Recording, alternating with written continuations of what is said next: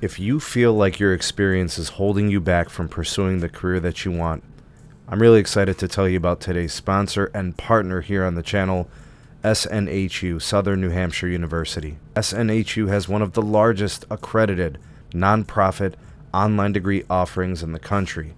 They have several programs. Let me just tell you about a couple of them. They've got programs in communications, computer science, cybersecurity, one that I think is very applicable to a lot of you here on this channel, where you can learn to solve complex cybersecurity problems by applying systems thinking and adversarial thinking to your skill set. Another one that I think could definitely be something of interest could be the data analytics. Use industry tools to gather, interpret, and visualize data techniques most appropriate for a given challenge. And a third one could be the game development. You could learn to create realistic, dynamic gameplay experiences with game AI, game physics, 2D and 3D graphics, and interface design. There are so many other programs, including those in graphic design, healthcare administration, HR, and social media marketing. Some of the best things to note about SNHU: their radical affordability. Their online tuition rates are some of the lowest in the country. SNHU was also voted one of the country's most innovative universities by U.S. News and World Report. So go ahead and check them out, snhu.edu/Sneed. Use the link that's in the description. It's pinned in the comment of this video. Check out all their programs, request the free information on those programs that interest you. It really is a great way to jumpstart your career by getting the training that you need. SMT Nation, we are back. Folks, the AT&T network is not what it used to be. The AT&T network was one that I would definitely recommend to a lot of people over the course of the last several years. I thought the network has been performing great. And then recently, in like the last calendar year or so, we're seeing more and more frequency in their outages. And we're seeing things inexplicable. We're not really getting reasons and explanations as to why there's been trouble on the network. And it makes us think like, maybe this network sucks, or maybe this network isn't worth paying for. And I just want to say a couple of things about the situation. First of all, network outages are going to happen. They're usually isolated. They happen from time to time, from place to place. They're not typically national. They're not typically grand scale. And they don't typically last a long time.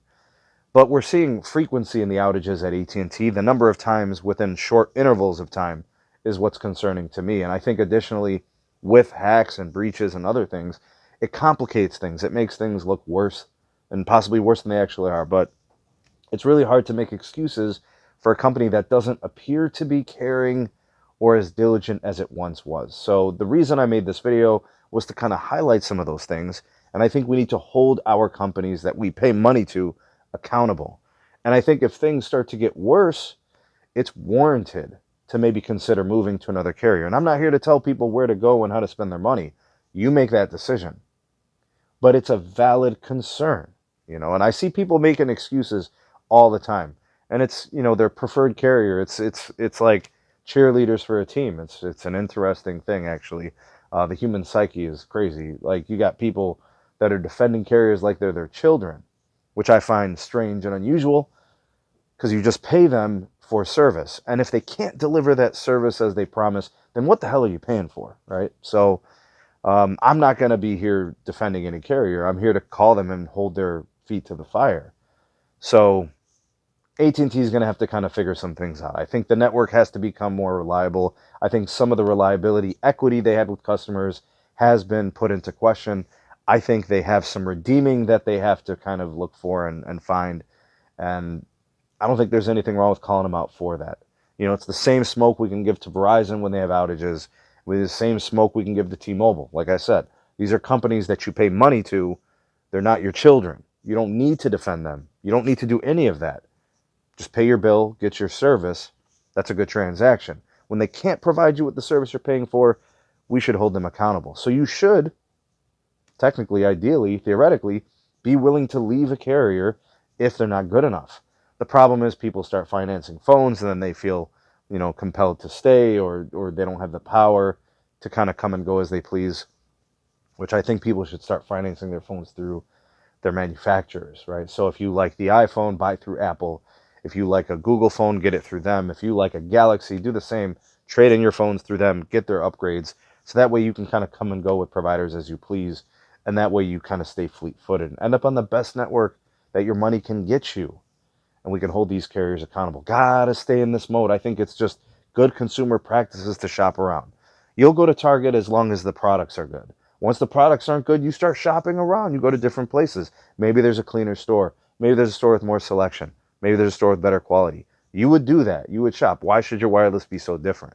And I know it's complicated. People have multi-line accounts and family accounts and stuff, but porting is super easy, and generating port pins and all that. It's gotten really easy. So I'm not telling you or anyone to leave your current carrier, to leave AT&T. I'm just saying I think we have to be willing to, right? Or else they're not going to change. Why should AT&T change? They continue to add massive amounts of customers every quarter. They give people great deals on phones, and that apparently that's good enough to add a lot of customers and keep them.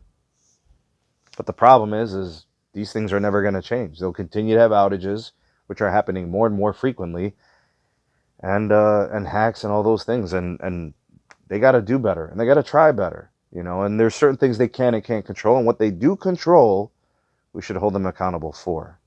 So that's why I made that video. Tell me if you have AT&T. What have the outages been like for you? Are you going to continue to tolerate it? Are you shopping? Are you looking to change? Are you willing to change, I think, is the real question. And I guess if it gets bad enough, shout out to the whole homie Carlos at Tech. You know, he's willing to change. He's willing to port his numbers out and, you know, put his money where his mouth is. And I think we all should be able to do that. All right, but what's your take? Sound off in the comment section below. Let's get it popping there. You are the voice of the people, the SMT Nation. Let your voice be heard. And we out this piece. Peace.